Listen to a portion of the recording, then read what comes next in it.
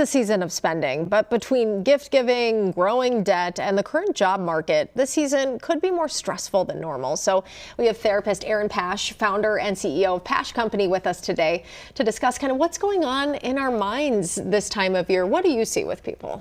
Yeah, I think there's just a lot of stress and anxiety around how much do I spend? What's the right gift? Am I going to ruin my kid's childhood if I don't? Am I going to disappoint them? Exactly. And so that creates a lot of stress. It's also time consuming. And, kind of time is money, and we're all so busy these days that it feels like it's so hard to plan appropriately, and then we end up winging it, and it just becomes really kind of chaotic for people. Yeah, and you say that people are prone to overspending during the holiday season. Why do you think that is? Yeah, so there's kind of two key reasons why. And I think the common one that people know is like, oh, I'm swept up by the holidays and it's nostalgic, and I love Christmas and gift giving and receiving. But another one is pretty well researched, and it's this emotional debt.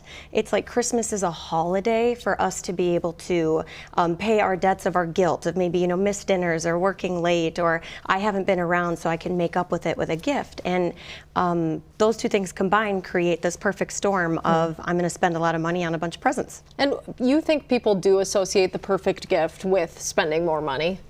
Absolutely, yeah. I mean, again, time is everything. And so if they don't have the time to maybe make a handmade gift, which takes more time, or to shop a lot for maybe a budgeted gift but has more meaning, then we tend to want to fill that emotional void with something that is more expensive. Okay, we're going to layer in another thing. You've got family expectations, maybe traditions that influence your holiday spending habits.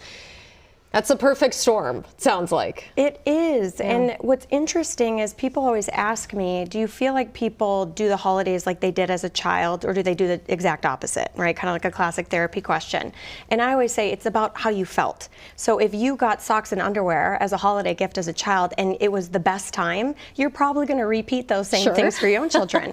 However, maybe you were gifted a car, I don't know, when you were a kid, and it just felt like there was a lot of tension or resentment, then you're going to want to go a little different direction. So absolutely how we were raised and how we engaged in holidays as a child impacts how we might change that as an adult. So what do we do about it? How can we, maybe set expectations or just ground ourselves a little bit more to get through this holiday season and not overspend and not, fall into these common pitfalls? Absolutely. So there's 5 kind of core ways that people feel loved, and gifts are only one of them.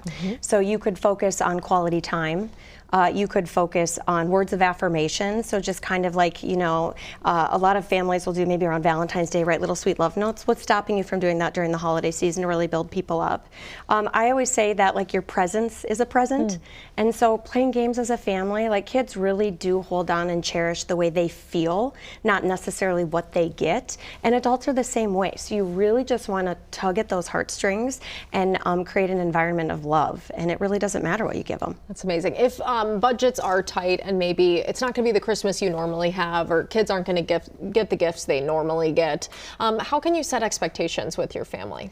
Yeah, so budgets are one of those weird things that we don't talk a lot about money. I'm a therapist. I say always talk about money. It's such a big part of our life. But holiday gifts are not like a furnace breaking down where it's like, oh, I got to come up with, $1,500 and this is plan. Exactly. So plan early and often. Nothing is stopping you from planning to buy Christmas gifts when you maybe get a bonus from your work in February and start putting stuff aside. Or if you find that really meaningful gift, but you're like, oh, but it's only April, buy it and store it and save it. And so making sure you check those budgets too. A lot of people will write them and get really excited and they'll be like, where did I put that? That's not helpful. So incorporating checking your budget into your routine is super important. Yeah, if you want to go all out for Christmas, start planning now for next year. Exactly. I like that. Thank you so much for your advice. It's a tricky time of year to navigate certain things, so we appreciate your help.